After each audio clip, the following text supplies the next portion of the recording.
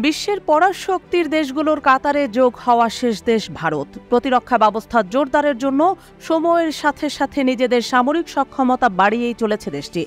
এর মধ্যেই মার্কিন যুক্তরাষ্ট্রের সঙ্গে সামরিক চুক্তিতে আরও গতি আনছে ভারত। দেশটি থেকে ৩১টি MQ-9B কেনার কথা রয়েছে ভারতের, যা হান্টার কিলার নামে পরিচিত। সবথেকে আকর্ষণীয় বিষয় হলো এই যুদ্ধ বিমানটি চালাতে প্রয়োজন হয় না কোনো পাইলটের।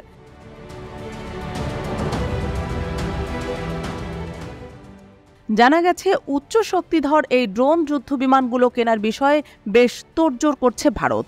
বিভিন্ন সূত্রের বরাতে পাওয়া তথ্যানুযায়ী চলতি বছরের নভেম্বর-ডিসেম্বর মাসের মধ্যেই এই চুক্তিতে সই করে ফেলতে চাইছে ভারত। সেই অনুসারেই দুই দেশের মধ্যে আলোচনাও চলছে বলে গুঞ্জন শোনা যাচ্ছে। এই MQ-9B এর বিশেষ কিছু সক্ষমতা রয়েছে। ৪০,০০০ ফুটের বেশি উঁচু জায়গা থেকে নজরদারি চালাতে পারে এই পাইলটহীন হান্টার কিলার বিমান। একটানা ৪০ ঘন্টারও বেশি আকাশে উঠতে পারার ক্ষমতা আছে এটির। এছাড়া বিমানটিতে রয়েছে হেলফায়ার ক্ষেপণাস্ত্র, যা লক্ষ্যবস্তুতে অব্যর্থ নিশানা হানতে সক্ষম। সূত্রের খবর মতে এই ৩১টি হান্টার কিলারের জন্য আমেরিকান সংস্থা দর হেঁকেছে $৩.৯ বিলিয়ন। সাথে দেবে ১৭০টি হেলফায়ার ক্ষেপণাস্ত্র, ৩১০টি বোমা, দিক নির্ধারণ যন্ত্র, সেন্সর ও মাটি থেকে ওই লড়াকু ড্রোন চালনার যন্ত্র।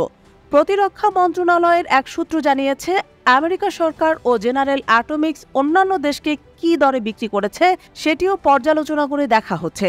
চলতি বছরের মধ্যেই যাতে চুক্তিপত্র সই হয়ে যায় তার জন্য সব রকম উদ্যোগ নেওয়া হচ্ছে।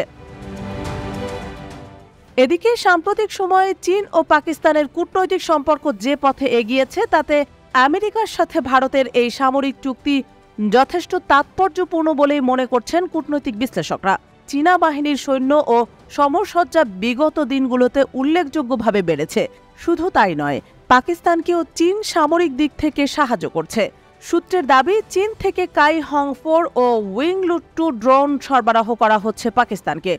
বর্তমানে 7টি কাই-হং-4 ড্রোন রয়েছে পাকিস্তানের হাতে। আবার সম্প্রতি বেইজিংয়ের থেকে আরও 16টি কাই-হং-4 চেয়েছে ইসলামাবাদ। তবে আমেরিকা থেকে যে MQ-9B আসার কথা ভারতে, তা চীনে তৈরি ড্রোনগুলোর চেয়ে আরও অনেক বেশি শক্তিধর বলেই দাবি করা হচ্ছে।